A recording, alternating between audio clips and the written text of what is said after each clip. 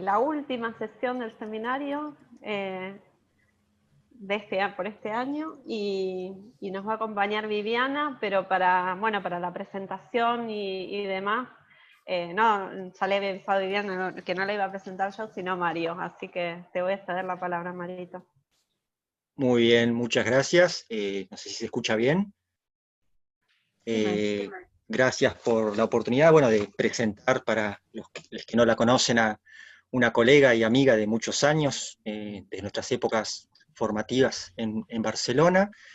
Viviana Velasco Herrera es actualmente profesora agregada en la Escuela de Ciencias Históricas de la Universidad Pontificia Católica de Ecuador.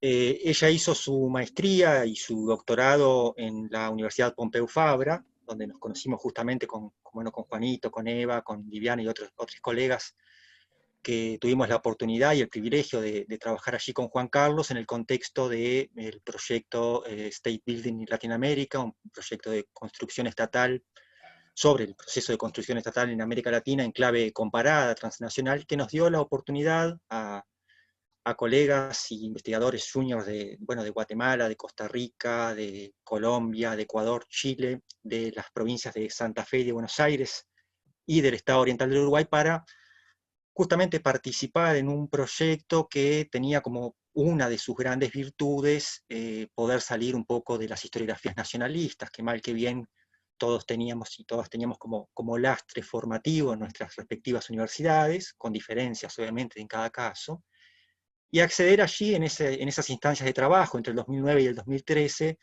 a una serie de debates, de discusiones y de compartir un nuevo léxico que nos permitió justamente salir de estas formas de territorializar la historia política y fiscal en clave nacional, con todos los fantasmas de las excepcionalidades, de los casos que se suponía que eran, diferentes al resto, y con las virtudes de la historia comparada y del ejercicio de coordinación que muy sabiamente sabía hacer Juan, con esta facilidad que tenía él para pasar de ejemplos que iban desde los Altos de Guatemala a Colonia del Sacramento con mucha solvencia. La verdad que ahí pudimos, cada uno en su declinación y sus intereses, ir avanzando, a partir sobre todo de un núcleo de historiografía que había sido puesta en vigor en los años 80 en Inglaterra por John Brewer, que se suele denominar como el Fiscal Military State, o Estado Fiscal Militar, que dio lugar después a un campo autónomo dentro de la historiografía europea, con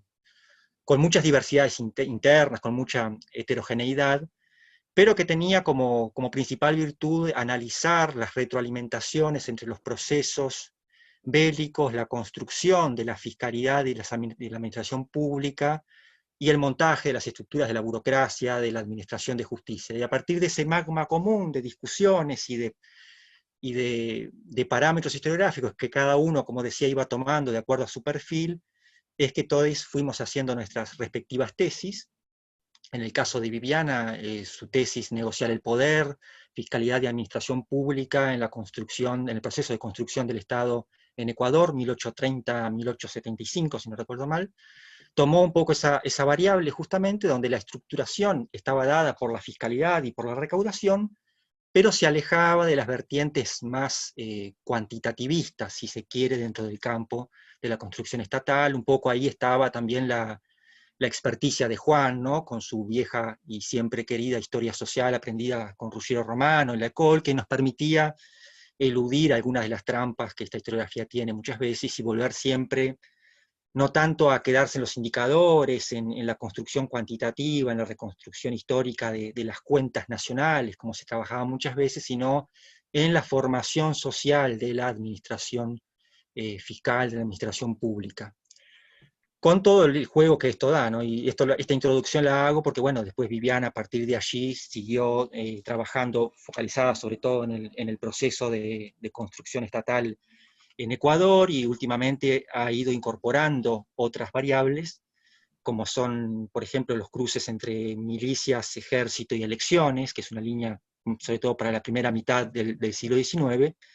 Pero creo que, y en esto las colegas y los colegas que están aquí, que conocían a Juan o que tuvieron el privilegio de trabajar con él, Creo que uno de los grandes aprendizajes fue justamente este bagaje conceptual cruzado de historia transnacional o comparada, que para esa época además era bastante innovador en términos de historiografía latinoamericana, ¿no? Y el proyecto que a Juan le financió el Consejo Europeo de Investigaciones le permitió dar cuenta de inquietudes que él tenía, pero pocas veces, por nuestros magros recursos en América Latina, podíamos articular, y en este caso, bueno, se dio esa expectativa y esa posibilidad, que además, en el caso de Juan, quería incluir al Imperio del Brasil, a Río Grande do Sul, finalmente no se pudo, también quería incluir México, e incluso manejó en algún momento la posibilidad, ya estando en marco el proyecto, de incluir a Texas y la deriva independentista como caso testigo, para dar un poco idea, ¿no?, de las ideas que Juan tenía en su momento en su cabeza, y con la inquietud que también tenía de que no salieran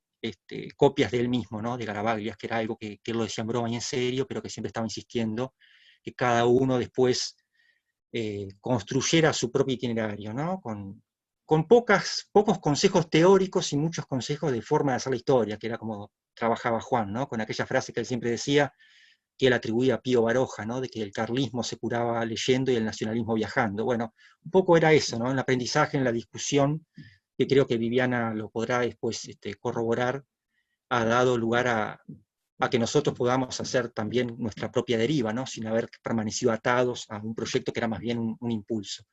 Lo que Viviana nos va a presentar hoy se intitula Negociación y conflicto entre poblaciones indígenas y blanco-mestizas en la Sierra Ecuatoriana, en el marco de la construcción jurídica del Estado, 1830-1857, que, si no entiendo mal, presentaste ya algún avance en el libro que coordinó Elisa Caselli, justamente en Justicias, Agentes y Jurisdicciones, en el 2016, en Columnaria y el Fondo de Cultura. Así que, bueno, imagino que a partir de esas hipótesis y de esos avances que planteaste allí por vez primera, nos vas ahora a desarrollar tus ideas. Así que, bueno, un gusto tenerte, Viviana, en el seminario, la oportunidad que me das de escucharte. Y bueno, después de tu presentación, no sé si Paula y Eva van a guiar las preguntas, los comentarios. Así que, bueno, adelante, y un placer estar con todos ustedes. Bueno, muchas gracias, Mario. Qué gusto, como les decía al inicio de la reunión, vernos con algunas personas que ya nos conocemos y conocer también a personas interesadas en la historia del Ecuador del siglo XIX, en estas historias que tienen, como decía Mario, mucho en común, particularidades, pero al final el gran denominador general es la construcción de la trama estatal, de lo estatal en todas estas dimensiones tan complejas, y que además se revelan dependiendo de los casos, ¿no?, de las poblaciones, de los territorios, de las geografías, de las demografías en las que se da ese proceso. Estoy muy contenta de compartir con todos, con todas. Es siempre como muy motivador hablar de una historiografía que a veces parece un poco alejada, ¿no?, de la historiografía latinoamericana, que es la historiografía ecuatoriana. Y creo yo que puede abrir muchísimas preguntas de conexión, de debate con la historiografía del sur, ¿no?, de Uruguay, de la Argentina. Hoy les voy a compartir algunas ideas sobre un interés especial que tengo en este contexto de preguntarme sobre la construcción del Estado en sus dimensiones, en las dimensiones que decía Mario que aprendimos junto con Juan Carlos Garavaglia, ¿no?, en esa dimensión microsocial, en poner en práctica lo que la historia del derecho había enseñado muy por encima, ¿no?, de esta constitución más legal del Estado de la República, y ver cómo ocurría en el territorio, además con una población que cargaba unos conflictos enormes desde la etapa virreinal. Me interesó la justicia ya desde la tesis, ¿no?, aunque estaba, digamos, el centro de la tesis doctoral fue la fiscalidad. Sin duda salían en el archivo ya casos sobre cómo se manejaba en lo jurídico, en lo judicial, en lo cotidiano, sobre todo la conflictividad. Y entonces, dentro de la tesis yo ya tenía un capítulo, y ese capítulo se convirtió justamente en un capítulo de este libro, que es del que hablaba Mario, coordinado por Elisa. Y yo quisiera, como es difícil entrar en una historiografía que por ahí puede parecer un poco extraña, plantear unas ideas generales que tal vez para quienes nos acompañan ahora y que son de Ecuador, pues pueden resultar no tan novedosas, pero lo que yo me di cuenta, y que eso quisiera compartirles un poco del estado de la cuestión, la historia de la justicia en el Ecuador ha sido muy poco trabajada sobre todo desde la historia del derecho, la historia más de la construcción de las leyes, y no hay demasiados trabajos sobre o que basen sus resultados en una investigación de lo jurídico, lo judicial en territorio, en una base bastante de la justicia inferior o de la justicia mediana, ¿no? Y entonces creo que ese es un universo que está ahí por descubrir y que yo he estado entrando poco a poco y que se cruza en absolutamente todas las otras esferas, ¿no? Mientras se estudia lo fiscal también aparece, pues obviamente lo jurídico, los lugares para la resolución de conflictos, ¿no?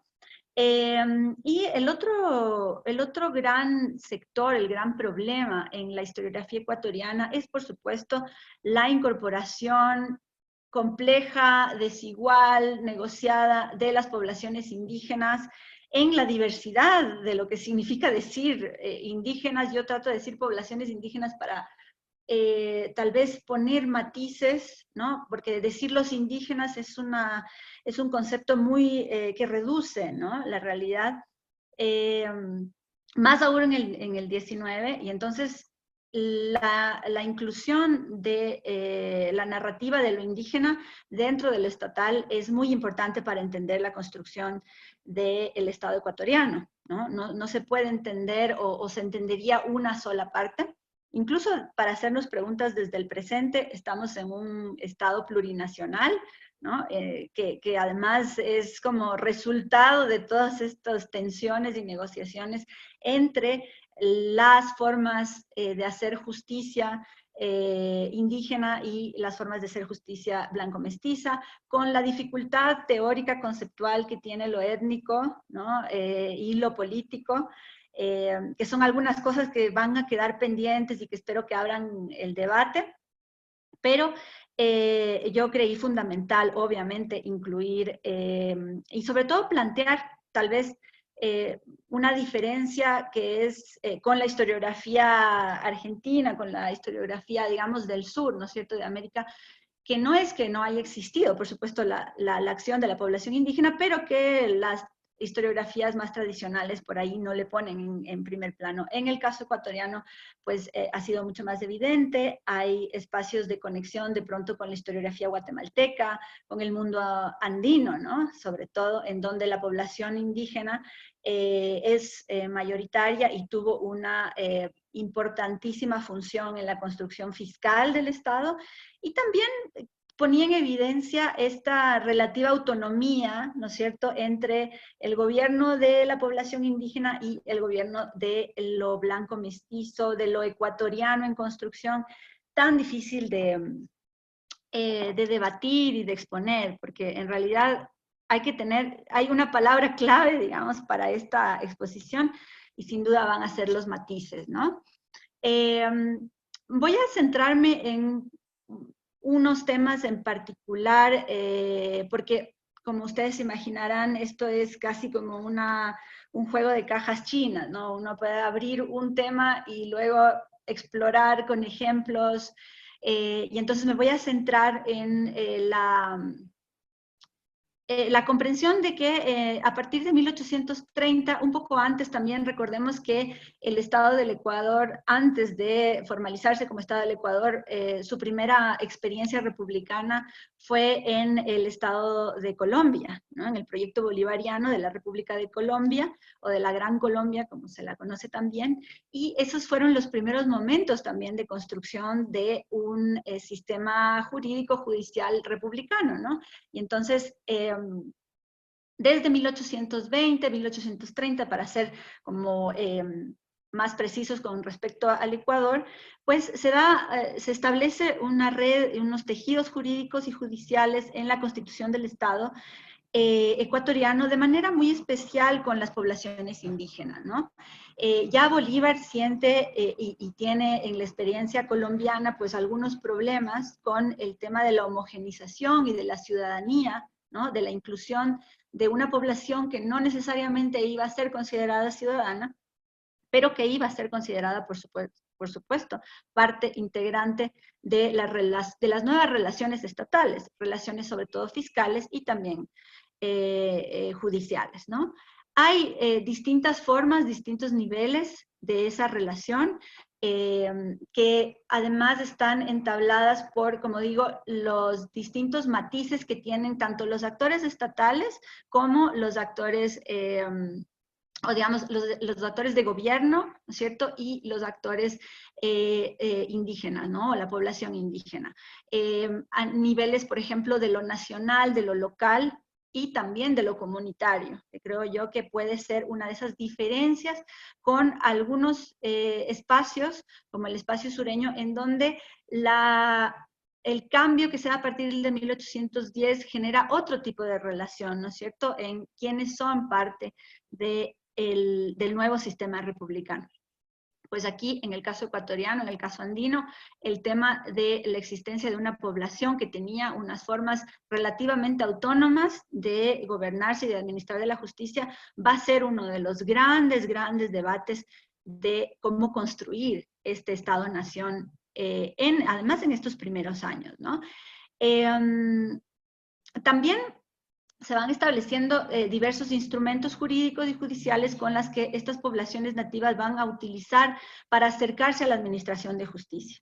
Obviamente, la administración de justicia, y esa es una de las conclusiones, me adelanto un poco, en el Ecuador todavía hay muchas estructuras de corte de antiguo régimen que se van a establecer por las mismas condiciones económicas que digamos, no posibilitan una transformación más radical.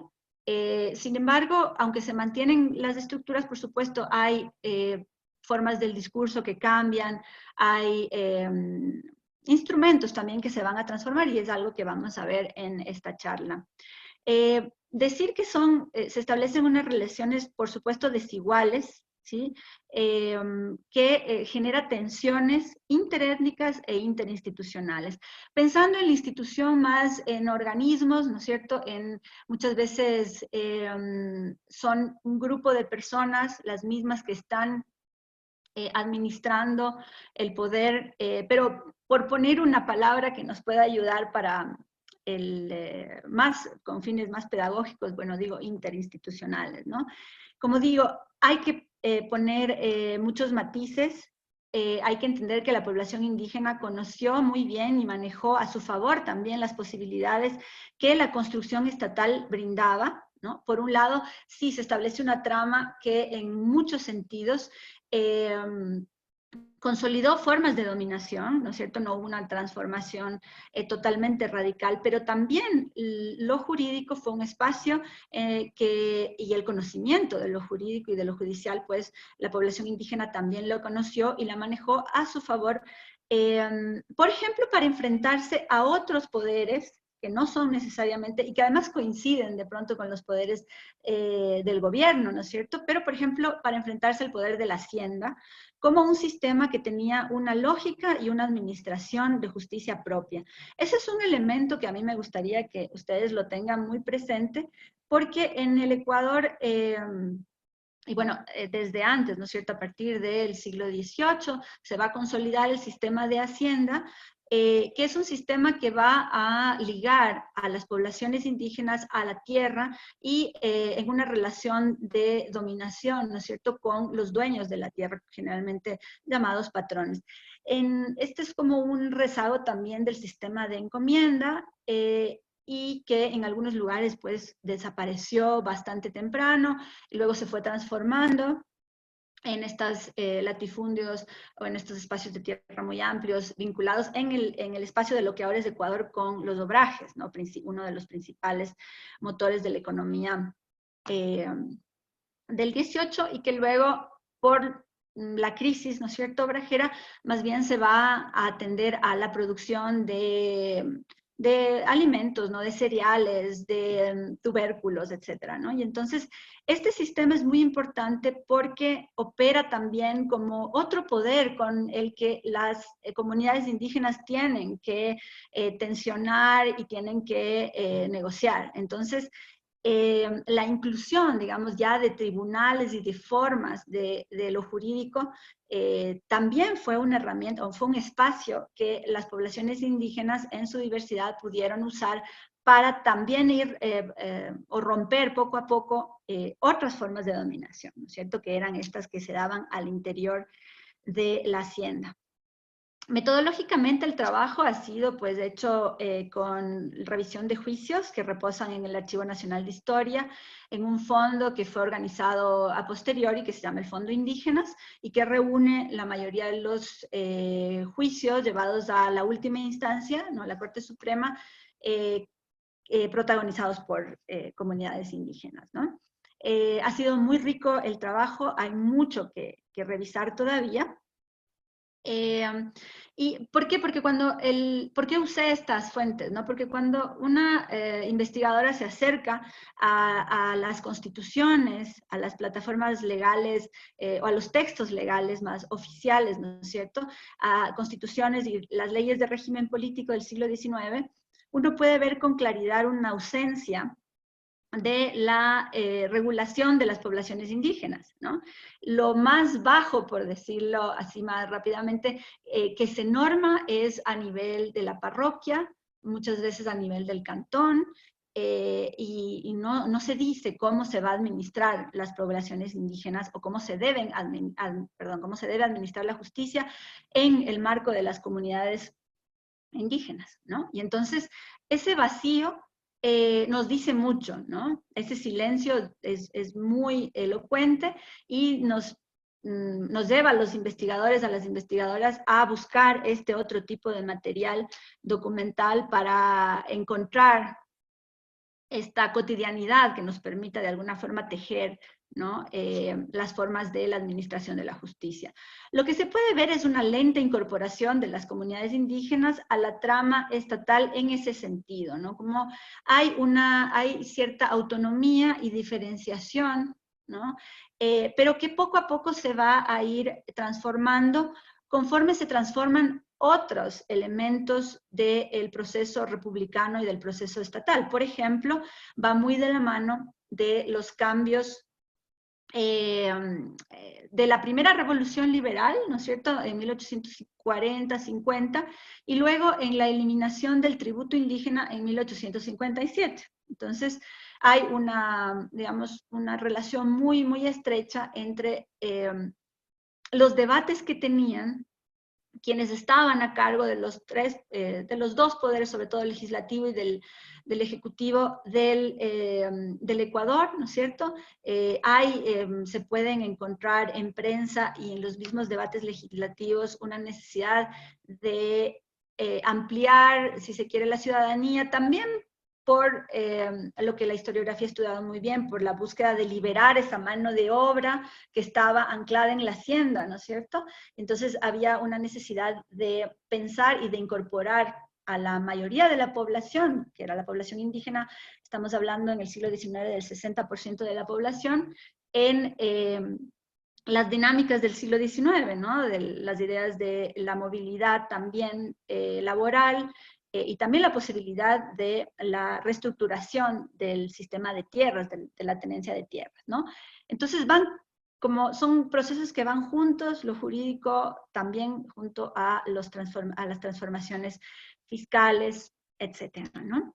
Me gustaría centrarme en el tema de las formas de intermediación del acceso de las poblaciones indígenas a la justicia, ¿no? Y tenemos que decir que el sistema de protectorías se mantuvo en la transición hacia la República, y yo creo que por cuestiones de tiempo, seguramente mi charla irá bastante más sobre este tema, ¿no? Sobre las protectorías y la administración de justicia, ¿no? Como había dicho antes, para normar el mundo indígena en la construcción del Estado ecuatoriano, pues se usaron leyes especiales, coyunturales, decretos, ¿no? Hasta antes de 1854, como les digo, no había una estructuración clara dentro de, por ejemplo, las leyes de procedimiento civil o penal, porque había una autonomía y se mantuvo la estructura, por ejemplo, de cabildos y de gobiernos indígenas, que el cabildo, ustedes saben, tenía también funciones de administración de justicia, y entonces internamente se solucionaban los problemas de las comunidades, incluso también problemas interétnicos a niveles, digamos, inferiores, ¿no? Pero para la justicia en tercera última instancia, pues se usaba el rol, o se mantuvo el rol del protector, ¿sí? Con algunas lógicas de antiguo régimen, ¿sí? Pero con, obviamente, ya la transformación, si ustedes quieren, conceptual, o ya embebida de los debates sobre cómo deberían incorporarse todas las poblaciones de quienes eran considerados ecuatorianos, no necesariamente ciudadanos. Eso es algo muy importante para entender el proceso ecuatoriano, ¿no? Que no todos los pobladores eran ciudadanos, sobre todo porque la ciudadanía se la alcanzaba con, bueno, obviamente siendo varón, más de 18 años, perdón, más de 21 años, si eres menor de 21 años que estés casado, y sobre todo por el acceso a una renta o a una propiedad, y no tener relación de servidumbre. Y entonces hay una población mayoritaria que no es parte de ese acceso a la ciudadanía, pero que sí tiene esos deberes, ¿no es cierto?, estatales, como por ejemplo el participar de las milicias, aunque no estaba necesariamente, no era legal que las poblaciones indígenas participen del ejército, pero por supuesto hay datos, hay información de que participaron en las milicias, bueno, como soldados, pero también como contribuyentes, ¿no es cierto?, como esas otras funciones o relaciones que establece el Estado. Aunque en 1830 se ordena que los curas párrocos fueran los tutores y padres naturales de los pobladores indígenas, en el sistema judicial se determina que para llevar las causas se sirvieran de un protector, ¿sí? Y esta figura, perdón, del protector de indígena funciona como una bisagra, ¿no es cierto?, entre el mundo comunitario y el mundo por fuera de la comunidad, que le podríamos llamar blanco mestizo, con las dificultades de hablar, que tienen hablar de lo étnico, ¿no? Pero vamos a decirlo así. También se añadió la figura del defensor de indígenas. A veces las funciones entre protector y defensor no suelen ser tan claras, depende mucho también de la disponibilidad de personas en el territorio. Además, piensen en esta condición que les había dicho antes, ¿no? Como es un territorio que está construyendo el Estado-Nación con muy pocos ciudadanos que tendrían las facultades de acceder a estos roles, ¿no?, de estos roles mediadores. Entonces, existen estos dos espacios para la defensa ante la justicia, sobre todo los protectores, y lo que yo he podido ver, y también alimentada de la historiografía, aunque es escasa, pero hay algo, ¿no? Los defensores de indígenas más bien habrían servido para la liquidación de las cuentas entre los indígenas conciertos o concertados y los propietarios y hacendados.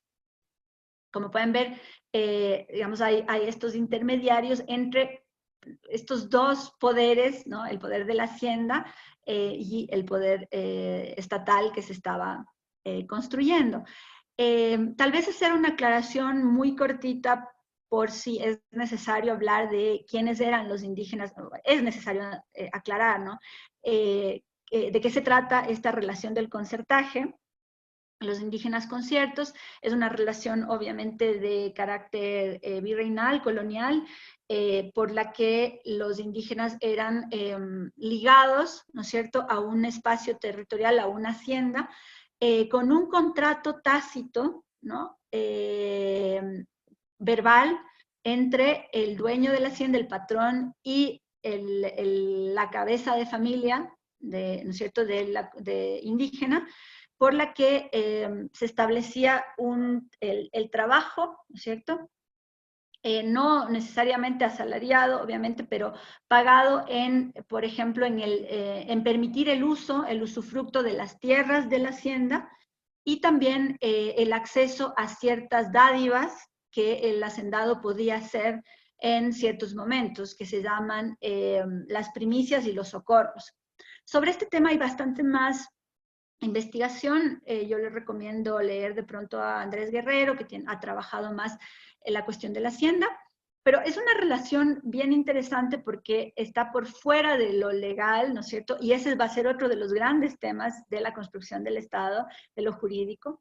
El concertaje se elimina en el siglo XX, a inicios del siglo XX, y entonces va a ser una relación con la que quienes además están construyendo el Estado, que generalmente son también hacendados, están negociando y tensionando constantemente. Si tal vez necesitan un poco de mayor aclaración sobre el sistema del concertaje, podríamos, pues ya en las preguntas, ser bastante más específica. Solamente por cuestión de tiempo, pues voy a pasar. Creo que es importante decir que en la relación, ¿no es cierto?, de concertaje, el indígena y su familia puede usar la tierra, generalmente también hace préstamos al hacendado, ¿no es cierto? El hacendado le da, por ejemplo, si un hijo se enferma, le puede dar adelantos, ¿no es cierto?, de los pagos del jornal de trabajo, y también, por ejemplo, para las festividades, puede dar semillas, puede dar herramientas de trabajo, y se genera una relación de deuda. Eso es muy importante, ¿sí? Y esa deuda se va a ir marcando en unos libros que se llaman los libros de rayas, que van estableciendo la deuda que el indígena, ¿no es cierto?, o el varón, jefe de familia, va a adquirir con el patrón. Ustedes se imaginarán que esa deuda es una deuda interminable que además se va a heredar a los hijos, ¿no es cierto? Entonces es un sistema de dominación que provoca ¿no?, que además que tiene formas de administración de justicia interna. He encontrado documentación en donde se expresa claramente que hay cárceles dentro de las haciendas, ¿no es cierto? Y es un sistema que funciona bastante bien como para mantener a la población unida, ¿no?, a la tierra. Volviendo al tema de los protectores, en cada corte superior existían hasta 1860 3 cortes superiores de las 3 principales ciudades. No sé si puedo compartir la pantalla. Tengo ¿sí? Para nada más ponerles un mapa que es bastante sencillo, pero de pronto les puede ayudar, ¿no?, para ubicarnos. Las 3 principales ciudades, Quito, Guayaquil y Cuenca, ¿no es cierto?, son, digamos, unos 3 centros que van a articular la vida política del 19, y entonces existían 3 cortes superiores, y dentro de esas 3 cortes superiores, pues se mandaba se dictaminaba de que exista un ministro fiscal que debería fungir como protector de indígenas cuando las causas fueran a tercera instancia, ¿sí? Esta relación del protector era una relación súper compleja porque había muchas quejas, tanto de los sectores de gobierno, digamos, blanco-mestizos, como también de las autoridades indígenas, de que hubo muchos casos de abusos, ¿no?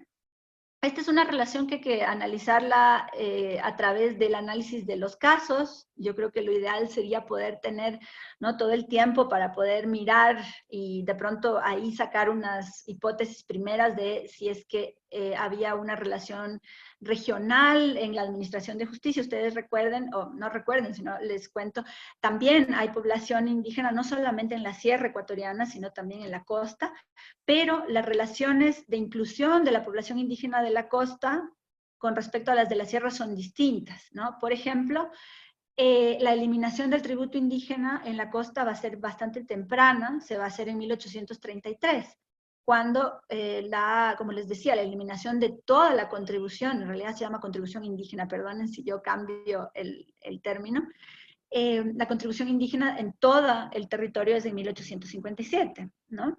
Esta particularidad, hay tesis que muestran que podría tener que ver con la participación de las comunidades indígenas de la costa en milicias, ¿no? En montoneras, y entonces así fue una forma de también, digamos, eliminar la presión fiscal en estas poblaciones y también para que se incorporen en el modelo agroexportador del cacao, ¿no? Entonces, hay lógicas en el Ecuador que son distintas entre la sierra y la costa, dictaminada por la geografía y por las propias formas de producción, etcétera, ¿no?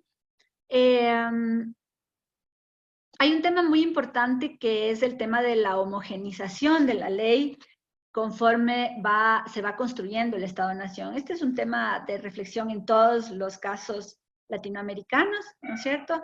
De la pluralidad jurídica de la colonia pasar, ¿no?, a la idea de la codificación y de la unificación de la ley, que de hecho va a ser uno de los temas incluso hasta hoy, ¿no?, hasta hace poco.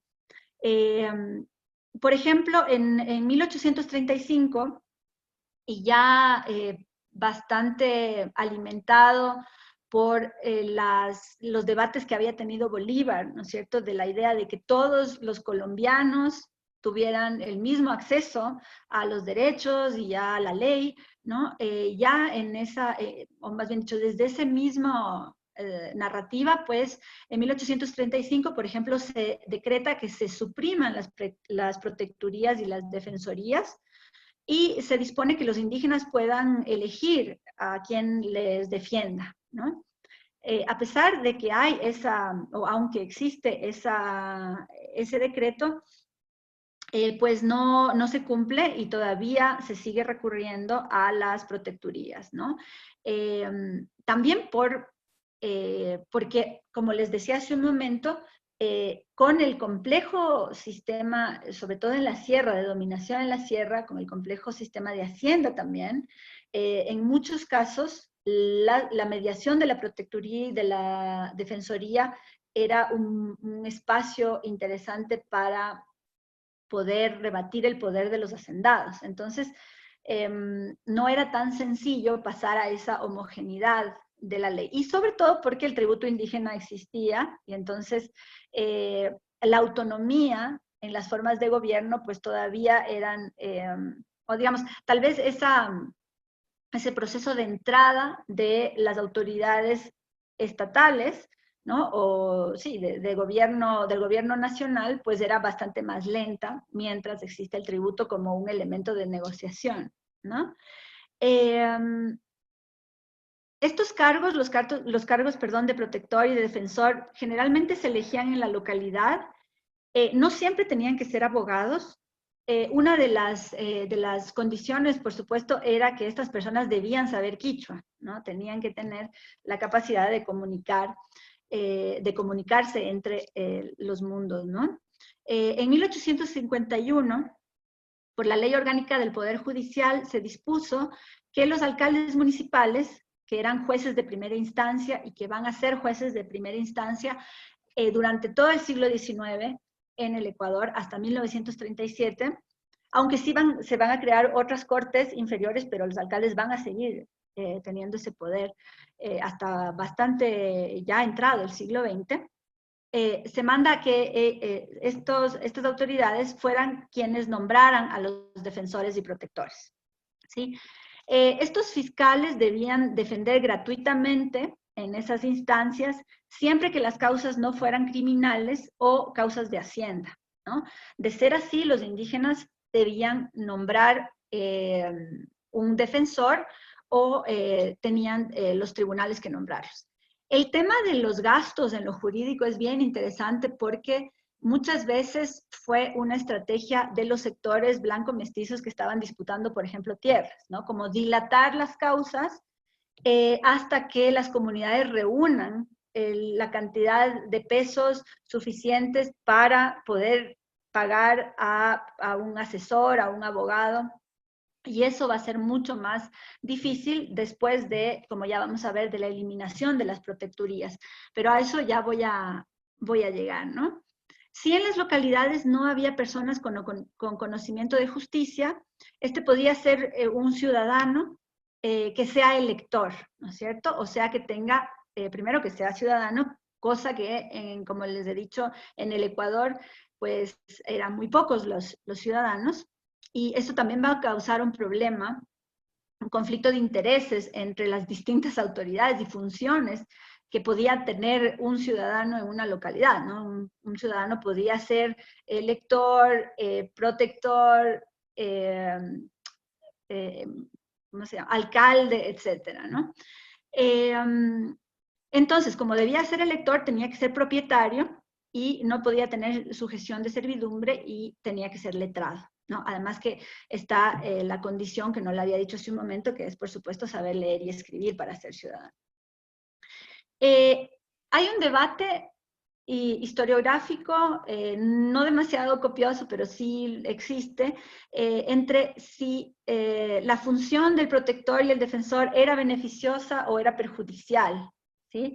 Es un debate que se da en la época, es un debate que tiene que ver con el mismo discurso liberal que se está dando o que se dio entre 1830 y 1860, ¿no es cierto?, antes de la entrada del conservadorismo de Gabriel García Moreno.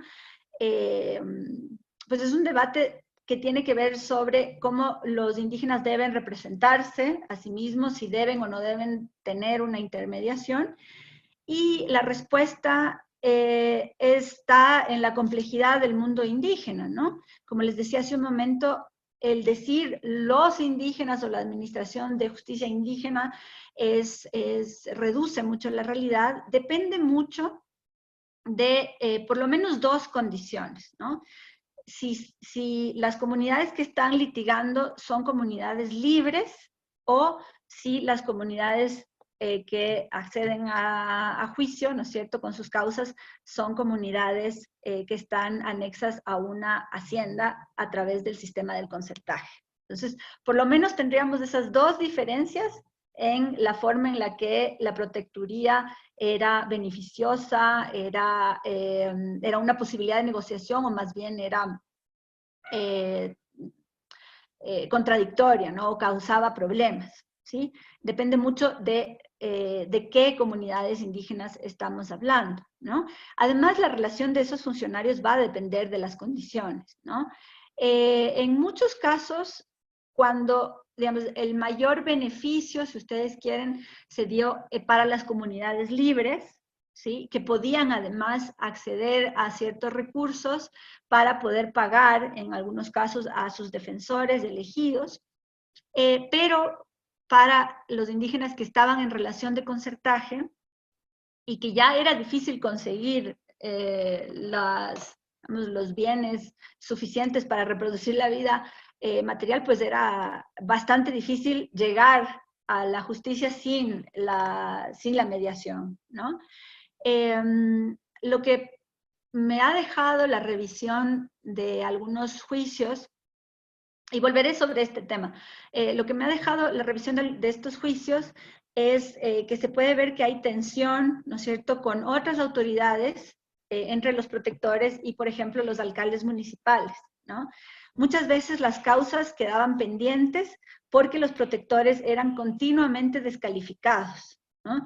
Y en esa descalificación lo que se puede leer entre líneas es también, ¿no es cierto?, la consecución de ciertos intereses de quienes tenían, por ejemplo, tierras en una localidad y entonces se descalificaba, como les digo, continuamente a los protectores para que la causa se alargue y que no tenga solución y muchas veces eso también agotaba la capacidad de las comunidades, de las poblaciones indígenas de seguir litigando. Pensemos que si se llegaba a tercera instancia, eso significaba el traslado de unos representantes a Quito, Guayaquil o Cuenca, Y entonces son estrategias que también van a ir tomando quienes, por ejemplo, disputaban por tierras, sobre todo, por tierras comunitarias. Por ejemplo, en 1823, ¿no?, hay una disputa por la declaración de un terreno baldío, y el alcalde pide que se declare al protector revoltoso y enemigo de la paz, ¿no? Y se suspende la causa y no tenemos, digamos, en el expediente no se puede saber qué ocurrió con este caso, pero esa suspensión generalmente llevaba a, digamos, la ganancia, ¿no es cierto? Seguramente, bueno, me estoy aventurando a decir que seguramente se habrá declarado como baldío ese terreno porque no se lograban llegar a todas las condiciones suficientes para para seguir la causa, ¿no?, para seguir el juicio. La protectoría también fue criticada por usar a los indígenas, como les decía, en la consecución de intereses de los protectores, ¿sí? Por ejemplo, les voy a contar un caso, ¿no?, de la causa seguida por un grupo de indígenas del cantón de Girón contra el ciudadano Vicente Izquierdo, quien era diezmero de esa jurisdicción. En este caso, los indígenas presentaron una queja frente al alcalde ordinario porque Izquierdo los había azotado inhumanamente por haber llevado un carnero sin su permiso, y el diezmero en su defensa acusa al alcalde ordinario ante el fiscal del Tribunal de Apelación, quien era, ¿no es cierto?, quien había asumido la protección de los indígenas, de que los había seducido, ¿no?, para que ellos hicieran esa acusación, porque el alcalde estaba enemistado con él por no apoyarle, cito, ¿no?, para ser elector de esa parroquia. Entonces, el alcalde, pues acusa, perdón, no el alcalde, sino este ciudadano acusa al alcalde de que no era, de que estaba seduciendo a los indígenas y que los indígenas estaban poniendo la causa solamente llevado a servir los intereses de esta persona, ¿no? Y entonces hay muchos casos en donde se puede ver cómo se resuelven disputas internas, ¿no es cierto?, entre otras autoridades a través de la descalificación de la protectoría, ¿cierto? Como muchas se notan estas rivalidades, etcétera, ¿no? Por este tipo de casos de aparente manipulación, se habría dado origen a la disposición por la que se eximió a los indígenas de la fianza de calumnia, justamente para evitar que se causasen daños y perjuicios por los enemigos de los jueces que tomaban el nombre de los indígenas, ¿no? Pero también esa excepción sirvió para presentar acusaciones a través de la voz de los indígenas hacia empleados de Hacienda por falsificación de papel sellado o de moneda o por extravío de los caudales públicos, como denunció el gobernador de Cuenca a la Corte Suprema en 1844. Vemos también que es como un campo de batalla para las rivalidades por el poder local, ¿no? Desde 1846, 45, que se da una revolución nacionalista y liberal, que se dio el 6 de marzo de 1845, y por eso se le llama la revolución marxista, pero con C, no con X, ¿no? Hay una transformación en la administración de justicia con esta búsqueda de implementar la idea de la homogenización, ¿no es cierto? Y poco a poco se van a dar cambios legislativos que van a permitir que el 25 de noviembre de 1854, durante el gobierno liberal de José María Urbina, se elimine el cargo de protectores de indígenas, ¿no? Como vemos, podría ser un momento de esa homogenización, ¿no es cierto?, de, si ustedes quieren, consolidación de lo estatal, que cambiaba las relaciones con o buscaba cambiar las relaciones con las poblaciones indígenas, que además las pensaban de otra manera en su inclusión dentro de estos ejercicios de administración del poder, que al final terminarían con la eliminación de la contribución indígena en 1857, ¿cierto? Es dentro del mismo régimen de los marxistas o de los primeros liberales que se dan estas transformaciones, ¿no? Así, la población indígena mayor de edad ya no necesitaba de la figura del protector para defenderse en las causas, ni para celebrar contratos. Tengo que decir que no he estudiado nada sobre cómo cambió en la celebración de contratos. Sería súper interesante poder mirar a nivel de las notarías, ¿no es cierto?, después de esta fecha, si hay cambios radicales o no. Entonces, ya no dependerían de la intermediación para llevar ningún acto judicial, civil o político, ¿no? Como les decía, la aplicación de esta ley pues es muy matizada, se dio de manera muy matizada. Incluso existen quejas, por ejemplo, hay una queja de los gobernadores de Quito, de los indígenas gobernadores de Quito, y hago una vez más la aclaración de que se mantiene la estructura de gobierno del mundo indígena, en donde existen gobiernos y cabildos de indígenas. Entonces, los gobernadores de indígenas se quejan por la eliminación de los intérpretes y de los protectores, ¿no? Estas son, digamos, las ambigüedades que provoca la homogenización en lo jurídico, porque además en el territorio la situación era bastante compleja, pocos ciudadanos, pocos recursos para poder administrar la justicia, ¿no? Es un nuevo estatus para la negociación, pero como les decía, no podemos generalizar la idea. Siempre pensemos en que las comunidades libres podrían haber tenido beneficio, además depende mucho de las lógicas ya internas de la producción. Por ejemplo, Valeria Coronel, una historiadora, una colega, ha trabajado la provincia que ahora se conoce como Bolívar, que es una provincia que tiene una relación con lo comercial bastante fuerte, porque pasaba por ahí un camino muy importante hacia la costa, y entonces que tiene otras dinámicas en las comunidades y que parece que se benefició mucho, ¿no es cierto? En este periodo pudo, por ejemplo, conseguir títulos de propiedad en esa zona, pero en otros espacios en donde esas dinámicas no existían y donde la hacienda estaba totalmente como reproducía todas sus características, pues el caso, digamos, la eliminación de esta mediación, pues pudo haber sido más bien perjudicial en algunos casos, ¿no? Sobre todo en la relación con la hacienda. También siguieron existiendo, a pesar o aunque se elimina, ¿no es cierto?, la protectoría, hay una conflictividad interétnica muy clara, hay conflictividad entre las relaciones familiares, clientelares, que mantuvieron ciertas limitaciones en el acceso de las poblaciones indígenas a la administración de justicia, ¿no? En muchos casos se sigue apelando a la costumbre, se sigue apelando además a las leyes de Indias, que eran recursos conocidos, que eran recursos tradicionales y cotidianos, ¿no? Que resolvían los problemas en la primera y la segunda instancia, y que ya cuando no había la posibilidad primero de la apelación y muchas veces posibilidad material, ¿no es cierto?, para poder hacer estos traslados, para pagar además funcionarios, etcétera, se llegaban a otras instancias, y si no, pues se mantenía además el uso de la justicia a nivel comunitario, ¿no?, dentro de los cabildos indígenas, y luego en primera y segunda instancia en el municipio, ¿no?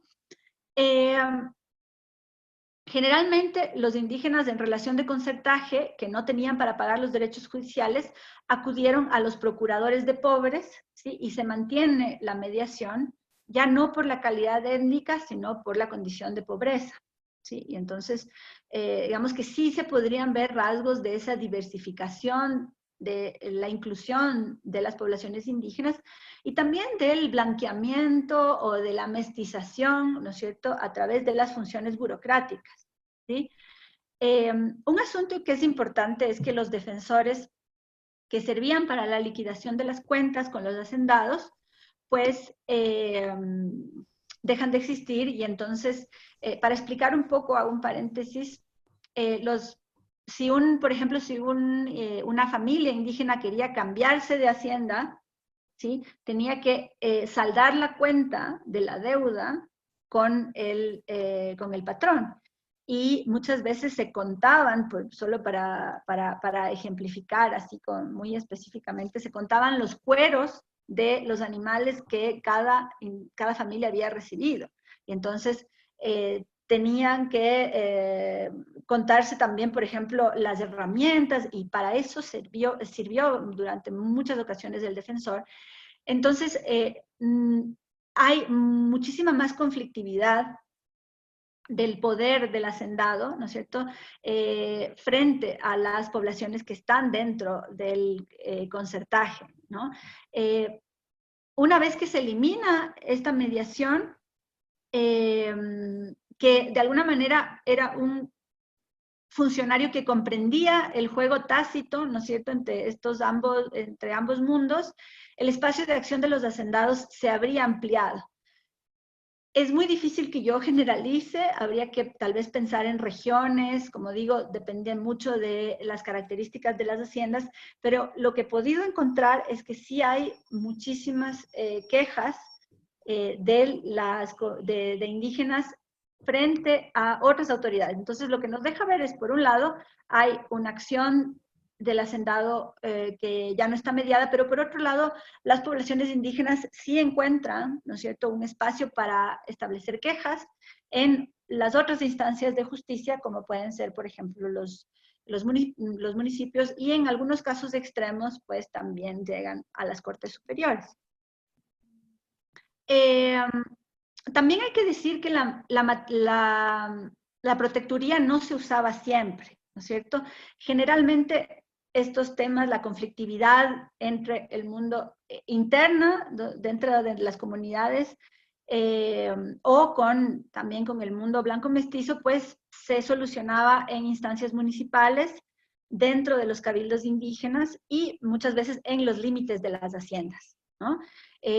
Ahí hay un problema metodológico, porque no hay registro, ¿no? Tenemos ese problema que esta justicia, por ejemplo, la justicia indígena, lo ocurrido en los cabildos indígenas no tiene registro escritural, y entonces para los historiadores, para esta historiadora, ese es un problema grave, ¿no es cierto? Hay que buscar otras formas, otros espacios, sobre todo los mandos medianos, ¿no es cierto?, estos mandos que están entre el campo y las ciudades, ¿no es cierto?, nos pueden ayudar para encontrar la voz de esta conflictividad que no se muestra generalmente, ¿no? Son prácticas orales, y generalmente el espacio blanco mestizo, el espacio de lo nacional, si se quiere, era el último recurso, ¿no es cierto?, dependiendo mucho del caso, y cuando son comunidades libres que logran tener los recursos para llevar adelante juicios que a veces duran 20 años, 30 años, ¿no es cierto? Y entonces es bastante complejo. Muchas veces tienen que abandonar las tierras para poder trasladarse a los tribunales, etcétera, ¿no? También porque la justicia intermedia era muy precaria, hay que decir, ¿no? No había cárceles o no habían jueces ni ciudadanos suficientes para llevar adelante esas causas, ¿sí? Se puede ver que hay una práctica de resolver conflictos por fuera del sistema, ¿sí? Por ejemplo, en Gualaceo, entre 1825 y 1831, Gualaceo es un cantón sureño, cerca de Cuenca. Entre esta temporalidad, 1825 y 1831, se conocieron apenas 14 causas, ¿no? Entre ellas, por ejemplo, se juzgó a un grupo de indígenas por incesto sin recurrir a protectores o defensores, y a un indígena por homicidio bajo defensor, ¿sí? Solamente un acusado fue sentenciado, los demás quedaron sin resolución porque el alcalde municipal, quien era el juez, ¿no es cierto?, desconocía del paradero de los imputados. Y también hay algunos puntos que nos comentaba, porque esta información la tengo yo de una fuente que es muy buena, que se llaman los conocimientos, que son los libros, ¿no es cierto? No son tan detallados. Yo también me emocioné cuando vi, pero no hay tanta información. Pero son los libros de las causas que conocen los jueces municipales. Y entonces, este de Gualaceo nos decía que, por ejemplo, cita él, ¿no? Dice, por las circunstancias del tiempo con las guerras, variaciones del gobierno y algunos otros inconvenientes, no habrán podido darles giro los señores jueces, ¿no? También se decía que el juez, el alcalde, ¿no es cierto?, de Gualaceo, estaba enfermo y se había retirado a sus tierras, que eran lejanas, y entonces no había una autoridad en el territorio que pudiera juzgar, ¿no? Entonces también ese es otro matiz del tema de la intermediación. Bien, en esta primera etapa se mantiene la división administrativa interna, se ratifican los cabildos y los demás empleos indígenas, se mantiene la estructura interna que permitía además la recolección de la contribución indígena, ¿no es cierto? La función de los caciques va a ser fundamental y habría que hacer más estudios, pero sí hay estudios que muestran que luego de 1857, con la eliminación de la contribución de indígenas, las funciones de los caciques se habrían transformado cada vez más cerca de las funciones de las autoridades nacionales blanco-mestizas, ¿no es cierto? Sobre todo con la ganancia del espacio de los tenientes políticos, ¿sí? También hay estudios que muestran que luego de la eliminación de la contribución indígena, se organizó una forma de extracción también del excedente del trabajo de estas poblaciones que se llamaba el trabajo subsidiario. Este trabajo subsidiario era una lógica municipal por la que se construían, sobre todo, obras públicas, se arreglaban, ¿no es cierto?, puentes, etcétera. A partir de 1860, el trabajo subsidiario se va a volver del Estado, se va a nacionalizar. Y entonces, digamos, se forma una nueva relación de fiscal, ¿no? Si es que las personas no podían dar trabajo, tenían que pagar. Esa es la idea. Y también, entonces, aquí los caciques, tanto para la contribución de indígenas como para el trabajo subsidiario eran fundamentales porque son las autoridades que conocen el territorio, que hacen los catastros y que pueden además arreglar cualquier situación, también levantamiento, etcétera, si es que hubiera falta de pago, si es que hubiera, o si fuera ese el caso, ¿no es cierto? Cada vez la función del municipio va a ir cambiando y se va a ir ratificando en algunos casos, ¿no es cierto? Sobre todo por esta relación cercana entre caciques y municipios, ¿no?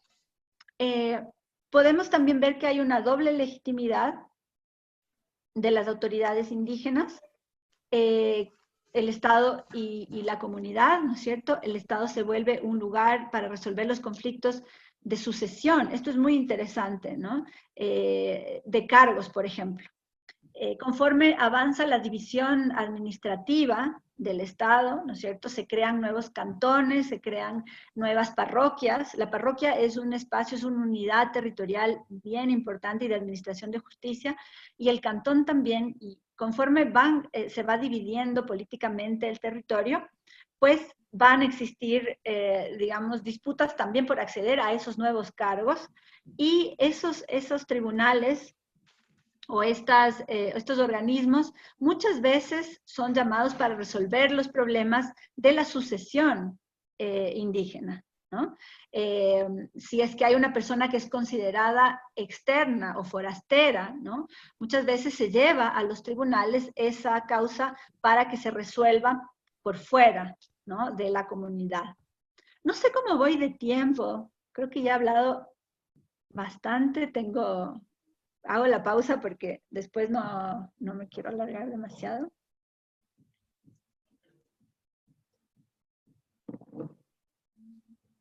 ¿Cómo vamos de tiempo?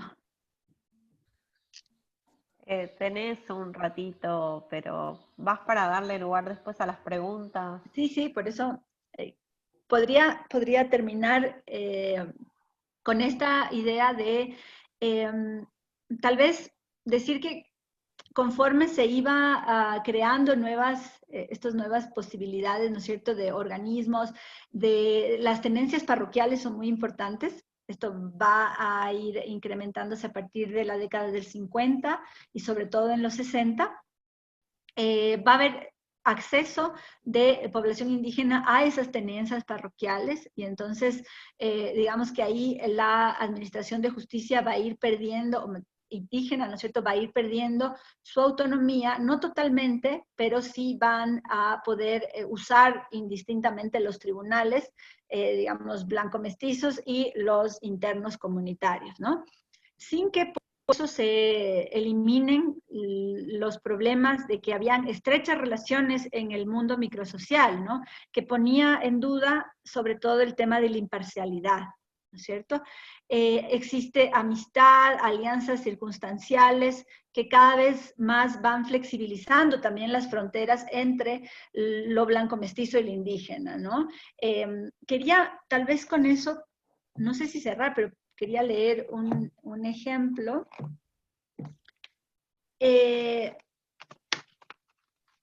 Pero tal vez me voy a demorar mucho. Hay muchos ejemplos en los juicios en donde se descalifican jueces, ¿no? Por la misma razón que se descalificaban los protectores, ¿no? Porque eran compadres o porque el terreno que estaba en disputa colindaba con uno de los que poseía uno de los jueces, ¿no es cierto? Entonces hay un universo microsocial que pone en cuestionamiento el tema de la imparcialidad, que sabemos que es un tema, obviamente, que hay que pensarlo, pero que era un tema que se discutía y que además muchas veces era una herramienta para conseguir intereses tanto comunitarios como también corporativos de otros espacios, ¿no?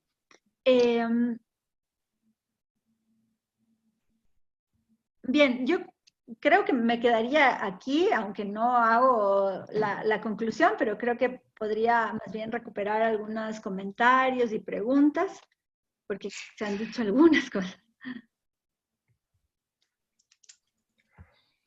Bueno, muchas gracias, Vivi. Más que interesante.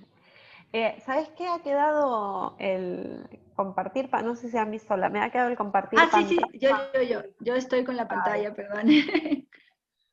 Bueno, abrimos entonces la ronda de comentarios, preguntas. No sé quién quiere comenzar. Podemos pedir la palabra por el chat, si no.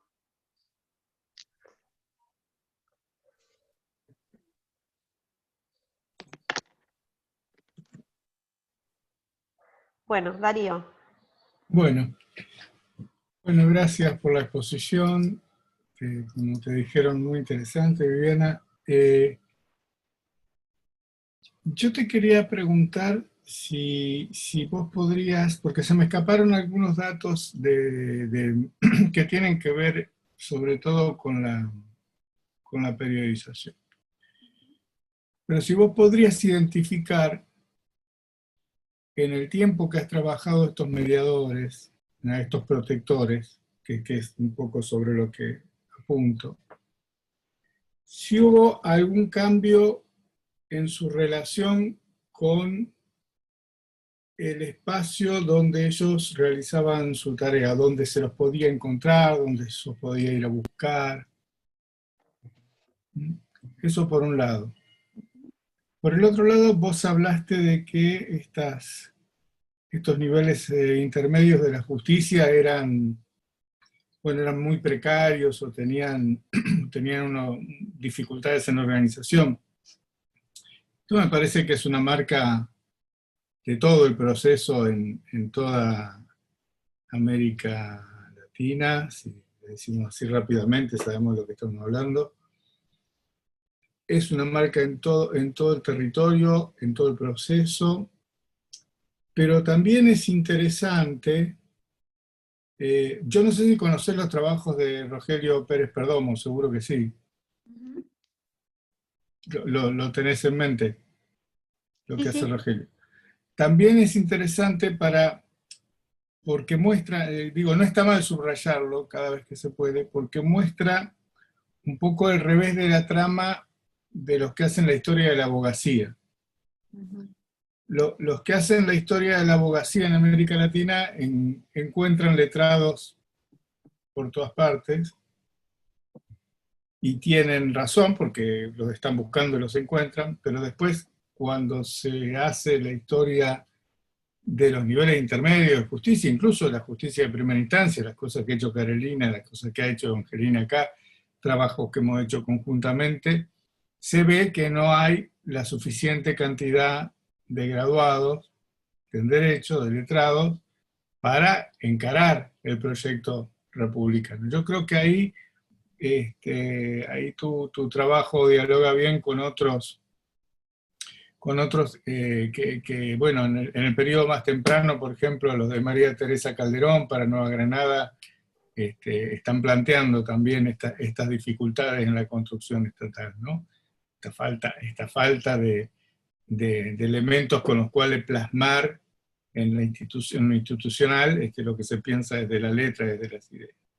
No, me parece interesante, y la pregunta es la primera, sobre todo si advertiste algún tipo de cambio en la vinculación entre estos mediadores y los espacios físicos, ya no donde realizan el trabajo a lo mejor, sino donde se los podía buscar, donde se los podía localizar, etc.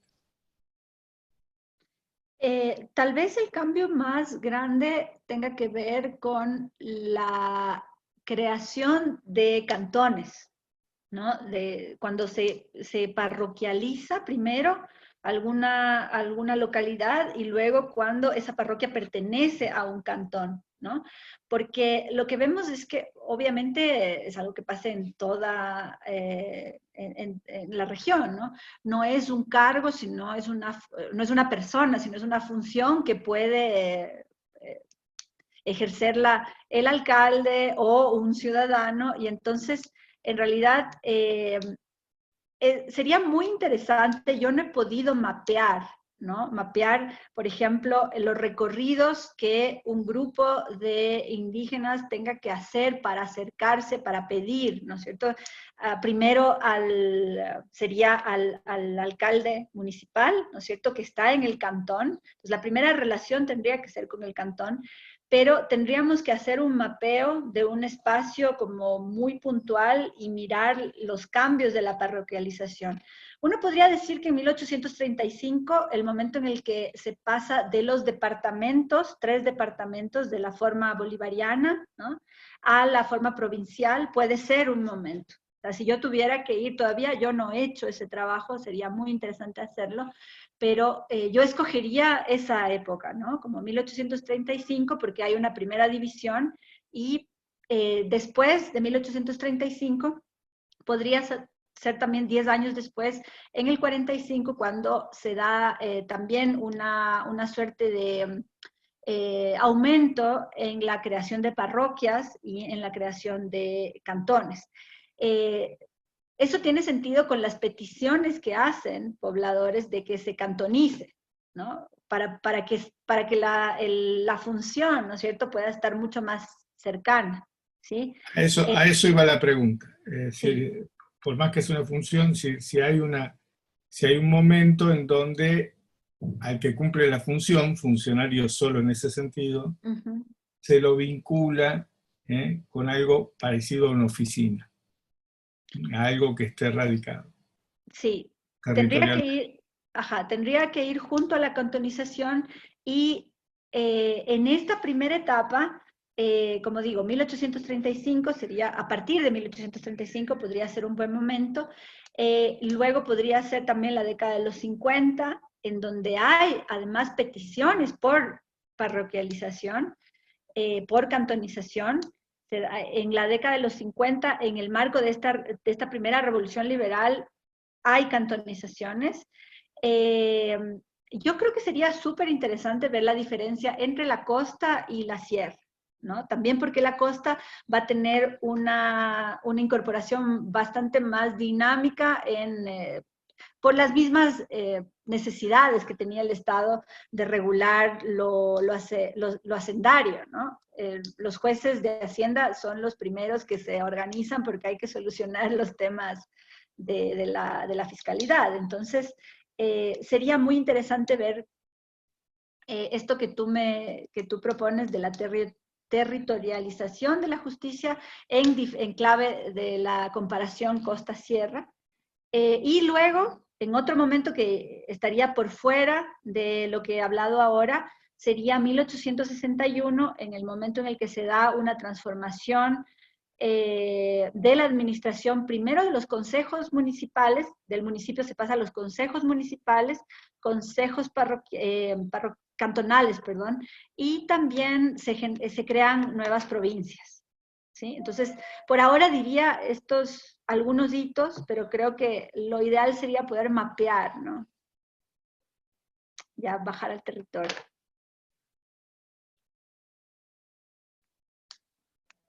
Muchas gracias. A ti, Daria. Juan Carlos. Buenas tardes a todas y a todos. Un gran gusto volverlos a ver por medio de estos medios digitales. Siempre platicar y aprender. Y en este caso, la presentación de hoy, pues felicitarla porque todos lo sabemos del trabajo de esto significa día a día cotidiano en los archivos. Una pregunta, Vivi, vamos a hablar mucho sobre esto, porque este es el mismo tema, pero para Chiapas y Guatemala. Estamos en lo mismo. Pero la duda que tenía en función del énfasis que dio de los temas de las mediaciones y los defensores de indígenas, en el caso ecuatoriano, de la audiencia del Ecuador, tuvo también, o sea, si fue mi pregunta es, ¿hasta dónde fue parecido a la experiencia del Ecuador con Perú con respecto al Tribunal de Indios? ¿El Ecuador estaba suscrito, o sea, dependía de la jurisdicción o tenía una autonomía? Le pregunto esto porque el caso centroamericano sucedió así. La Nueva España tenía su Tribunal de Indios, pero la audiencia de Guatemala tenía sus casos de corte. Y lo interesante es que esa solicitud de justicia sería uno de los elementos para entender la centralización en Guatemala, en un territorio muy diverso. Entonces, ¿hasta dónde, qué implicaciones políticas tuvo eso y si fue muy semejante o no con el caso de la Nueva España? Esa era mi pregunta. Y un gustazo ir. Igual, Juan, qué gusto verte y escucharte. Lo mismo, ¿no? No había cierta independencia porque como es una audiencia, esa es la característica en común, ¿no? La audiencia de Quito tenía también sus propios tribunales y de alguna manera se solucionaban en Quito, ¿no? En la sede de la audiencia. Y luego los cambios jurídicos ya en el 18 con la creación de la Nueva Granada tampoco transforman demasiado, ¿no es cierto? Digamos, cuando se cambia la dependencia, no transforman demasiado las relaciones entre las comunidades indígenas y digamos, el poder de la audiencia. Tal vez por eso, ¿no? Se sigue la tesis de que la formación posterior de los estados-nación sigue el modelo de las audiencias y no necesariamente el de los virreinatos, ¿no? Así que sí, es muy parecido el caso ecuatoriano, aunque tiene sus bemoles también, ¿no? Con el caso guatemalteco. Gracias. A ti. Mario, creo que... Ajá. Sí, Mario. Sí, gracias. Muchas gracias por la presentación, Vivi. Muy interesante. A mí también me quedó picando la idea, o mejor dicho, si vos tenías como mayor conocimiento de estas figuras que Darío te preguntaba por su localización, de estos go-betweens, de estos intermediarios. Por un lado, si habías hecho como alguna, porque después de todo es otra forma de acceder al mismo tema que estás vos abordando ahora, pero no como una cuestión del Estado por una parte, el Estado central, los sectores hispano-criollos, bueno, las élites blancas, lo que sea, que estuvieran al mando de ese Estado, institucionalmente hablando, y las comunidades indígenas por otro, sino que también esta intermediación y las biografías de estos personajes, de estas figuras más que personajes, me imagino que también constituyen una forma más móvil, menos estatista, menos dependiente de una comunidad en particular, porque la navegan de alguna forma entre esos dos mundos. Si tenías como ideas de cómo llegaban a constituirse como intermediarios, como de qué mundo procedían, si eran, llamémosle grosso modo, y caricaturescamente blancos, con conocimientos, con saberes del mundo quichua, quichuas que también que eran al revés, que tenían como un... Me imagino que habría intersecciones de las dos partes, ¿no? Eso es obvio, porque es una cuestión fronteriza, pero bueno, también creo que más allá de la institucionalidad y de la forma jurídica, territorial, de ese pasaje un poco a la institucionalización que marcabas vos con todo este tema de los cantones y demás, las trayectorias propiamente de estos intermediarios también son un acceso para ese mundo de la administración de la justicia que vos querés aprender de algún modo, ¿no? Quizás una forma menos encorsetada desde el punto de vista institucional, jurídico, más captable desde el punto de vista de las trayectorias sociales de estas personas, que aunque desaparezca el andamiaje jurídico que en un momento los caracterizaba, van a seguir operando en la sociedad como intermediarios. Entonces, bueno, por un lado eso, quería saber si habías reconstruido alguna biografía puntual, alguna biografía de estos go-betweens, y por otra parte, que lo nombraste al pasar y que también creo que es muy relevante, esta esfera infrajudicial, como diría Tomás Mantecón, entre otros, que vos decías, bueno, hay capaz que una justicia, una administración de la justicia más abundante, más densa, que se escapa de las instancias formalizadas, pero que por el lado consuetudinario, ya sea extrajudicial, por una parte, que se saltea todas las normas, o bien justamente formas retributivas de administrar la justicia que dependen de lo consuetudinario, de otras normativas fuera de los foros que estaban siendo formalizados para esa interacción de la justicia. Es decir, bueno, si accediste a ese mundo infrajudicial, que capaz que en algún momento para ciertas problemáticas, no quizás para las tierras, donde siempre el Estado iba a tener que estar allí con un representante y las comunidades con otro, pero para otras vicisitudes y otros enfrentamientos, otros conflictos, si has llegado a indagar en esta esfera infrajudicial y a sopesarla en términos justamente de su peso y su importancia para estas comunidades. Muchas gracias, eran un poco esas dos cosas. Gracias, Mario.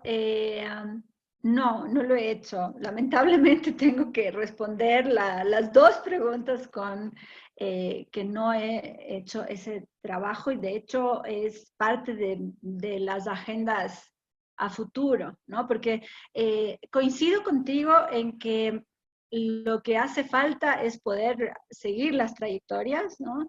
Lo que sí he hecho es un poco identificar ciertos actores que se repiten, ¿no? Que muchas veces, por ejemplo, son, a ver, se los puede ubicar como alcaldes municipales, pero luego también tienen funciones de agrimensores en los mismos juicios, y que el acceso a esa función es la notabilidad que tienen en la localidad, ¿no? El hecho de que son personas generalmente que poseen tierras, o sea, son propietarios y que además tienen como los recursos simbólicos necesarios para, por un lado, acceder, ¿no es cierto?, a las esferas del poder más ciudadano, citadino, perdón, quería decir, ¿no?, de lo nacional que se está construyendo, pero que también han construido, sus familias han construido durante años, ¿no es cierto?, lógicas de notabilidad en el territorio, y que por lo tanto los caciques, por ejemplo, tienen una relación cotidiana con estas personas, ¿no? Lamentablemente, como te digo, hacer este tipo de historia en el Ecuador es bastante innovador, y entonces en realidad tengo que enfrentarme en algún momento al archivo y determinar ciertas figuras. He encontrado mucho más en el sur del Ecuador. Hay casos en donde coinciden, por ejemplo, personas que son muy notables, que podrían servir de ejemplo, que incluso parten de ser alcaldes municipales y llegan a ser o están entre los ministerios, Ministerio del Interior, ¿no? He encontrado también casos, por ejemplo, de que personas que son reconocidas, personajes muy reconocidos de la intelectualidad local, son fiscales protectores, ¿no?, que en algún momento llegan a tener ese cargo, una vez más por su notabilidad, no necesariamente por ser abogados, ¿no es cierto?, pero porque tienen un ejercicio, una experiencia en en el manejo cotidiano, ¿no es cierto?, de las leyes, porque tienen acceso también al conocimiento de lo que está ocurriendo en Quito, en Guayaquil, en Cuenca, y yo creo que sería muy interesante, de hecho, mapear esas redes de poder que muchas veces, por ejemplo, ahora se me va el apellido, así es cuando uno necesita el nombre, justo se me va el apellido, me voy a acordar, es un funcionario que tiene tierras, eso es interesante porque no solamente operan a nivel regional, ¿no es cierto? Tiene tierras en el sur del Ecuador, pero también tiene tierras al norte. Y entonces van tejiendo, ¿no?, lazos familiares, clientelares muchas veces, y que lo interesante es el manejo del quichua, ¿no es cierto? No, lamentablemente, en realidad este es un terreno súper rico, súper virgen también, y a ratos también es abrumador la cantidad de posibilidades de estudio que tienes, ¿no? Yo tomaría tu pregunta tal vez como dos posibilidades de agenda de investigación que las había pensado, ¿no es cierto? Primero ver biografías, trayectorias, y también, por supuesto, ver esta esfera de lo que tú dices de este enfrentamiento dentro de la comunidad, ¿no? Y lamentablemente no existen registros, ¿sí? Hay un trabajo de Andrés Guerrero que hace una reflexión sobre los tenientes, la relación entre los tenientes parroquiales y los caciques, y él tuvo la suerte de encontrar un libro de un teniente parroquial, ¿cierto? Que además no existen mucho esos libros, ¿sí? Y entonces habría que ir a buscar de pronto ese tipo de material para poder reconstituir, porque lo que se puede encontrar es información adyacente a un juicio mayor, ¿no?, en donde se relata de pronto la trayectoria que tuvo, que se tomó, que se llevó a esa última instancia, ¿no? Y entonces ese es uno de los grandes problemas que tenemos para reconstruir, ¿no?, este tipo de justicia más micro, como tú dices, ¿no? Más allá, yo también siento que a ratos el análisis puede llegar a ser un poco acartonado porque lo que hace falta es precisamente ponerle carne, ¿no? Entonces lo que yo he hecho es una primera aproximación a los juicios que me permiten establecer unas tesis y espero en algún momento pues poder analizar un caso, un par de casos, una región, para poder también enfrentar, atacar estos matices a los que me refería, ¿no? Ver cómo un funcionario, por ejemplo, actúa como hacendado, como dueño de hacienda, pero también puede actuar como defensor de indígenas, ¿no? Hay un juego de muchas posibilidades súper interesantes. Ojalá lo pueda realizar en algún momento, ¿no? Muchas gracias, Vivi. A ti. Bien, ¿alguna pregunta más? ¿Algún comentario?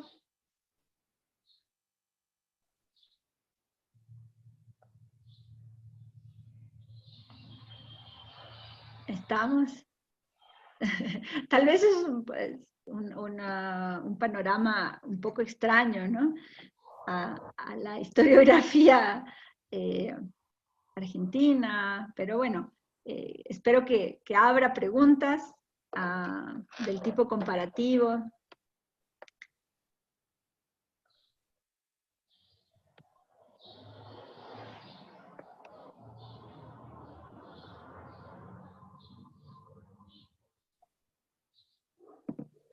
Yo te voy a hacer una pregunta historiográfica, a ver si, porque Mario te preguntó dos veces, pensando en un tipo de historiografía, Uh-huh. de estos mediadores, los go-betweeners, diría yo, ¿no? Uh-huh. En función de unas lecturas que por ahí le son más afines. Yo te quería preguntar si encontrás algún tipo de diferencia justamente entre estas historiografías norteamericanas, más vinculadas, digamos, con los neofuncionalismos, y la historiografía francesa de los passeurs, de los mediadores. que también ha trabajado cosas del siglo XIX. Te quería preguntar si las habías mirado comparativamente, qué te ofrece una, qué te ofrece la otra, cuáles herramientas te permiten pensar un poco mejor el problema. Ujú. Yo creo que todavía igual me falta hacer como una evaluación sobre todas las posibilidades historiográficas que existen sobre este tema. He trabajado bastante con historiografía más local, por ejemplo, mexicana, peruana, ¿no? En donde yo creo que hay, digamos, posibilidades. También en algún momento la idea de la intermediación podría quedar insuficiente, ¿no es cierto? Esta idea de la bisagra que ha sido tan discutida, ¿no? Porque en la Bueno, pero construcción... ahí justamente está el tema. A ver, para irnos al fondo de los tiempos, si querés, cuando Karen Spalding o los primeros funcionalistas que trabajaron sobre el mundo andino propusieron esta noción de bisagra para estudiar a los curacas como mediadores entre dos mundos, bueno, pasaron 50 o 60 años. Entonces, digo, ¿cuáles son los avances que vos identificás en las historiografías que se desprenden de ese primer impulso, de los funcionalistas que trabajaron además el mundo andino, particularmente? Creo que ahí hay una cosa muy interesante. Y la otra vertiente que me parece que, bueno, por supuesto, anida en un mundo donde el estructuralismo pesó más que el funcionalismo, que es el mundo académico francés, pero que produjo novedades. También tener los trabajos de Polanyi y Marx sobre Cuenca. Digo, hay, Claro. hay también trabajos sobre mediadores del mundo andino desde otras perspectivas. A eso iba.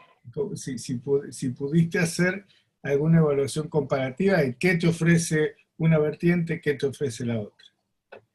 Sí, yo creo que la versión, o más bien dicho, la posibilidad que se abre, el momento en el que se critica, ¿no es cierto? Primero, esta separación entre el mundo indígena y el mundo blanco, ¿no es cierto? Cuando ya se comienzan a debatir la misma idea del pacto, ¿no? La misma idea de las repúblicas.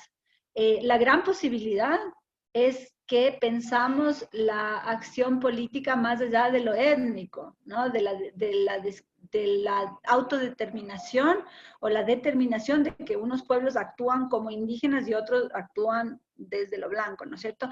Toda esa crítica, lo que a mí me ha permitido es ampliar la pregunta de cómo estas personas, estos pobladores están aprendiendo, ¿no es cierto?, las capacidades de administración de la justicia y del poder y no necesariamente se ubican, ¿no es cierto?, de manera o drásticamente en un lugar y en otro, ¿no? Yo Exactamente, creo y que de ahí hecho, se abre una posibilidad maravillosa de ver los juegos políticos adentro, a ¿no? eso iba, a eso iba. Por ejemplo, los trabajos de Yanakakis, que seguro también conoces, los de Yana Yanakakis, lo que hacen es no fijarse tanto en cuáles son las identificaciones, sino en cuál es el contenido político del juego de la litigación. ¿Mm? Entonces, creo que ahí, digamos, comienzo del siglo XXI, final del XX, comienzo del XXI, hay unas novedades en cómo mirar el mundo de los mediadores que me parece que son superadoras de las propuestas clásicas que teníamos para pensar tanto betweeners como passers. Y bueno, nada, te animo a que vayas por ahí a ver un poco cuál es la dimensión política de esas elecciones, porque además me parece súper interesante esto para ver un poco cuáles son los trazos de estatalidad que llegan a marcar, ¿no? Porque es muy mundo de antiguo régimen, es decir, muchas de las cosas que vos nos contás es un mundo muy poco estatal. Se están construyendo a un lado, pero los que tenemos la cabeza formada, digamos, estudiando el antiguo régimen, escuchamos que es un mundo muy, muy poco estatal. Sin embargo, digo, pensando en esto, cómo se hace política con la litigación, cómo algunas actitudes quedan inscriptas en la relación entre las comunidades y las culturas legales, las culturas jurídicas, para decirlo en cristiano, si no me pongo en literal de las categorías norteamericanas. Bueno, ahí me parece que eso te puede llevar a que leas otras cosas en los juicios, a eso yo. Sí, sin duda. Yo creo que ese es uno de los panoramas que me interesan explorar, ¿no? El momento en el que ya no es suficiente para la explicación la división. Por otro lado, creo que en una primera aproximación permite mirar también los espacios en donde sí se busca cierta diferenciación, ¿no? Donde se está manteniendo, por ejemplo, con respecto a las disputas entre Hacienda, Estado, comunidades, ¿no? Hay algunas herramientas que sí me han servido, ¿no? Digamos, de esta forma que es un poco, como digo, acartonada a ratos, ¿no? No posibilita todas las dimensiones de lo jurídico. Y sin duda hay unas lecturas que incorporaré, que he incorporado y que además me van a permitir, ¿no?, buscar nuevas preguntas, sobre todo en la construcción del poder a nivel micro, porque en la tradición ecuatoriana hay mucho la división entre lo local y lo nacional, ¿no? Es como una de las, digamos, de estas determinantes en la historiografía ecuatoriana de que el municipio como que no fuera parte del Estado, ¿no? Y entonces mucha dicotomía que sirve para una primera aproximación, pero que luego, por supuesto, como se nota, es insuficiente y que es necesario de cuestionar, ¿no? Y entonces estoy sumamente de acuerdo con que hay que hacer esas exploraciones y hay que hacer esa crítica también, historiográfica. Perdón, a nivel de... perdón. No, a nivel de anécdota, no, en realidad de los cruces de estas cuestiones que son muy interesantes. Yo soy un completo ignorante de todo esto porque leo solamente la gente que más o menos ha trabajado, pero para el sudeste asiático, yo no tenía ni idea, pero el término go-betweens, que yo pensé que era mucho más nuevo, pero ya está como a nivel de gobernanza, ya está instituido en la década de 1790, cuando Edmund Burke dice que el mundo está gobernado por los go-betweens. Pero me hizo gracia en realidad, o más que gracia, como curiosidad, que el término comenzó siendo un término de muy doméstico. Pasó de la organización de lo doméstico al imperial, al lenguaje imperial, porque era casi que sinónimo de alcahuete, go-betweens, alcahuete, casamentero, matchmaker, como se llamaba. Y después, bueno, en la India, estos personajes que justamente también por su calidad de alcahuetes o alcahuetas tenían contacto con los dos mundos, en los despachos imperiales empezaban a ser el gran nexo de gobernanza, ¿no? Y pasó a ser un nexo, un vocablo de tipo imperial, se pasó de lo doméstico y de las alcantarillas de la sociedad, pasó a ser un término que designaba toda esa traducción cultural, ¿no? El go-between. Pero bueno, sí, son cruces interesantes y yo insisto, no los conozco, pero lo poco que he leído son muy rupturistas, de dicotomía sobre todo, ¿no? Márgenes, centros, metrópolis, colonias. No es que te vayan a abolir la existencia de asimetrías. Las asimetrías de poder siempre van a estar, pero sí estas categorías con que a veces las vehiculizamos, ¿no? Que tendemos a reificar las cosas. Bueno, estos procesos y estos actores creo que tienen esa virtud, ¿no? Cuando uno los localiza, te permiten abrir una serie de preguntas que bueno, que son muy, muy, muy innovadoras. Sí, muchas gracias, Mario. Sí, yo creo que la idea misma de pensar ya en estudiar como funcionarios específicos, ¿no es cierto? Por ejemplo, sería muy interesante mirar funcionarios que tienen apellidos quichuas, es un poquito más tarde de lo que yo he presentado, ¿no es cierto? A partir de la década del 60, en localidades en donde son tenientes parroquiales, y entonces ahí la frontera entre a qué mundo pertenece, ¿no es cierto?, es totalmente difusa. Están construyendo el poder con unas nuevas ideas a través de nuevos debates y con unas agendas, ¿no?, propias, que yo creo que habrá que ponerles atención. Creo yo que uno de los principales problemas que yo tuve en la realización de esta primera aproximación, y que por suerte me abrió el apetito a a otros cuestionamientos, es el tomar la escala nacional, ¿no? El pensar en un espacio amplio, que es obvio, ¿no? Si estoy tratando de verlo microsocial, hay que tomar un espacio más reducido o identificar alguna territorialidad que se pueda marcar y donde se puedan marcar estas preguntas, donde se puedan hacer estas preguntas y reconstruir trayectorias, ¿no? Entonces creo que ese es uno de los aprendizajes también de estudiar el 19, cada vez importante no solamente romper las categorías, ¿no es cierto?, y cuestionarlas, sino también las escalas. Creo yo que en algún momento ese será, supongo yo, un paso a dar, ¿no? Tomar un espacio un poco más limitado que permita hacer, ¿no?, la estratigrafía, no tanto la noción de vuelo de pájaro, ¿no? Poder ver una cosa mucho más compleja. Y espero hacerlo y poder pues, compartir con ustedes esos resultados. Porque sí, tengo muchísimas más preguntas que respuestas en realidad. Mario, ¿vos podés repetir el apellido del autor que nombraste para la India? Perdón, era una cita de Edmund Burke, Ah, de Burke, ok. que está en un libro que creo que está Kapil Raj, Schaefer, que se llama justamente The Brokered World, Go-Betweens and Global Intelligence. Está ahí, listo, Un poco en eso. ese libro lo conozco. Bueno, si no hay más preguntas, agradecemos muchísimo a Vivi por compartir la última sesión, a todos los y las participantes que nos acompañaron a lo largo de 11, ¿no, Paula? 11 sesiones fueron virtuales, y ya nos estaremos reencontrando, no sé de qué manera, presencial, virtualmente, el año próximo. Muchas gracias, Eva, y a todos los del seminario. Un gusto poder compartir y aprender un montón.